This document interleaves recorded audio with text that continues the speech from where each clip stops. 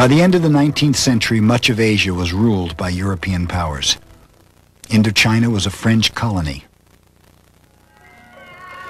And the Dutch ruled Indonesia, known then as the East Indies.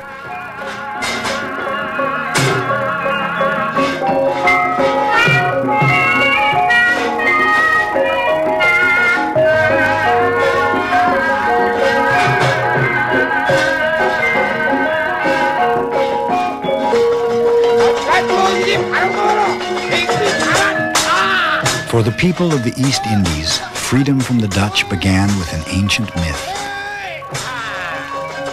For over 2,000 years in the shadow puppet play called Wayang Kulit, they have relived the ancient combats of the Mahabharata, an epic tale of a virtuous family's struggle to cast out evil invaders from their land.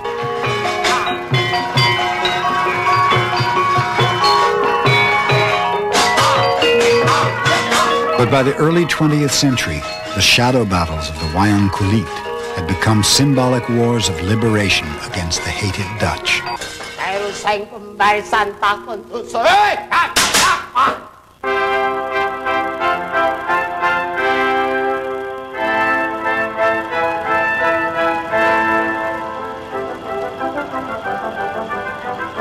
It was in 1596 that Dutch warships first appeared among the 14,000 islands known today as Indonesia, a vast archipelago stretching 3,000 miles from the Indian Ocean to Australia's Great Barrier Reef. In these East Indies, as they called them, the Dutch discovered the treasure they had sailed so far to find.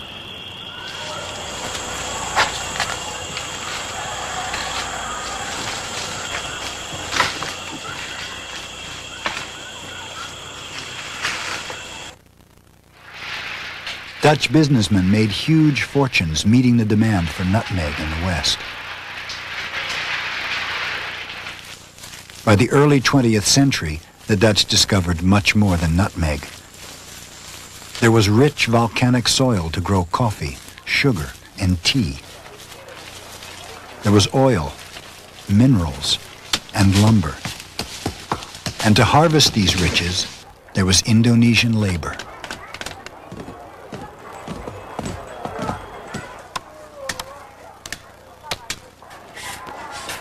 May not a man in Europe do what he likes with his cattle?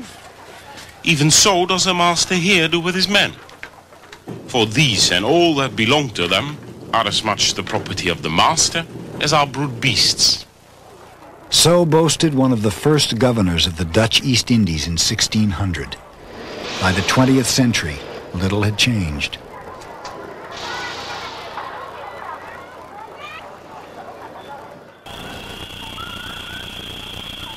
But Indonesians could not band together to resist the colonizers.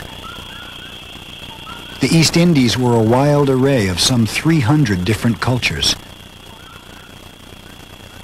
From Melanesian cannibals to the elegant courtiers of the Sultan of Yogyakarta. The outnumbered Dutch controlled the Indies by shifting alliances with local potentates and pitting different regions against each other.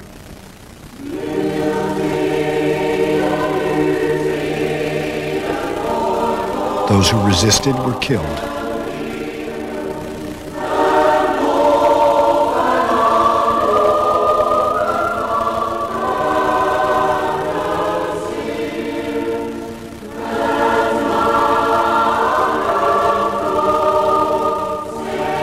Indonesia's islands are still littered with Dutch cannon.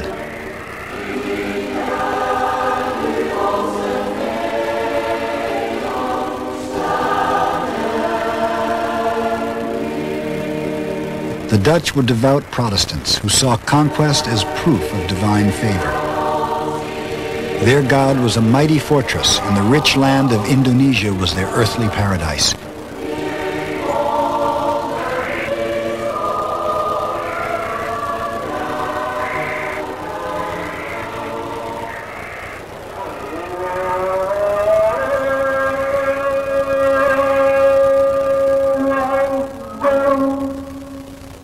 Indonesians prayed for a paradise to come.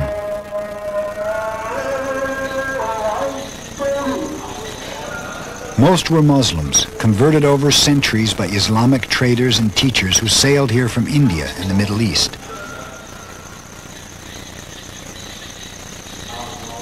In the early 20th century, rumors spread that a child of Muhammad would fall from heaven and deliver them from the Dutch. It was a time of signs and wonders, and of yearning for a Messiah whose advent seemed long overdue. We were very poor, the Indonesian people, most of them. And there was this resentment, this hatred, this anger hidden inside all of us, on the island of Java. There rose a myth of the coming of a just king. So people deep within them hoped for a change, a big change, to free them from this misery, this oppression, this poverty, and this, how do you call that, this not being able to express yourself as a free man or a free people.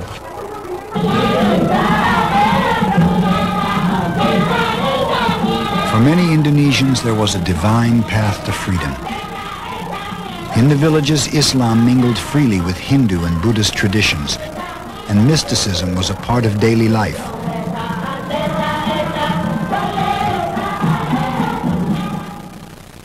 But in the cities, a handful of Indonesians learned Western ideas of freedom in Dutch colonial schools. The Dutch, they taught us Dutch history, and we know they're fighting against the Spanish, their 80 years war in 1568 till 1648. We have to learn it by heart, and we know that they were fighting for their independence. And why should we not be allowed to get our independence? At the turn of the century, one young student combined a hatred of the Dutch and a fondness for Western democracy with the oldest myths and deepest yearnings of his people. His name was Sukarno. He would become the fulfiller of prophecies, the longed-for Messiah, the leader of a revolution.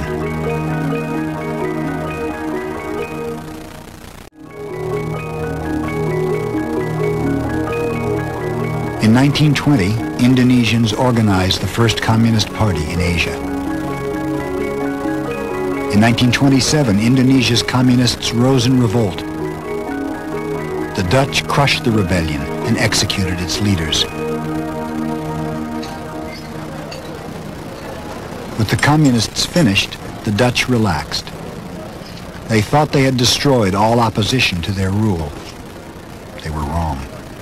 We became to the realization that we really belong to one nation only very late, I think in 1920s, 1927 and 28, when the younger generation of Indonesians came to realize that we could never win back our independence without becoming united as one nation.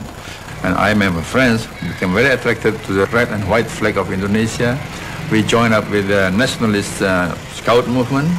There we were told by our older brothers and by the older leaders, you must not forget, not ever forget, they told us that in this fight, our main enemies are two, the capitalists and the imperialists, and both are Dutchmen.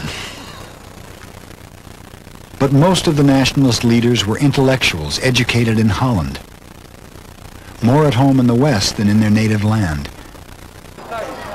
What the movement needed was a charismatic leader, someone who could persuade millions of ordinary Indonesians to forget their tribal loyalties and unite as one people against the Dutch.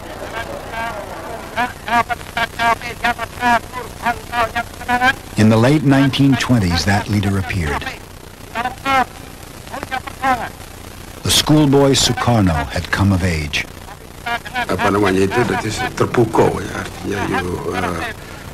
Anybody who listened to his speech would be moved. Orang merasa jiwanya tersentuh. He was able to empathize with the desires of the common people.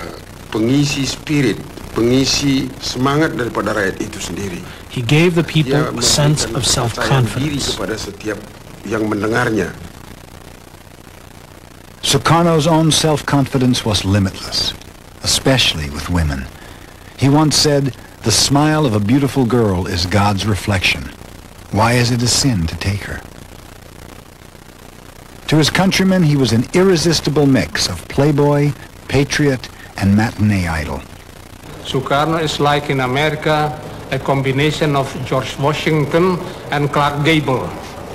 The first time I met him as a younger man, he's already asking, what movement, youth movement you are joining? And then he's explaining, I have to join one of the movements. And I follow him.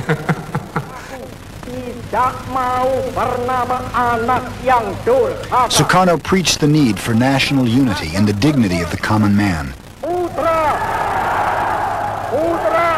He was fiercely anti-capitalist, but he was not a communist. He simply believed the Indonesian masses should be free to labor for themselves, not for the Dutch. I was consumed by a burning desire to set my people free. It was more than a duty. For me, it was a religion. In 1929, they arrested Sukarno and other nationalist leaders. In 1933, they exiled them to remote outer islands. Indonesia's deliverance from the Dutch would have to wait until events outside the country recalled an ancient prophecy of yellow-skinned liberators from the north.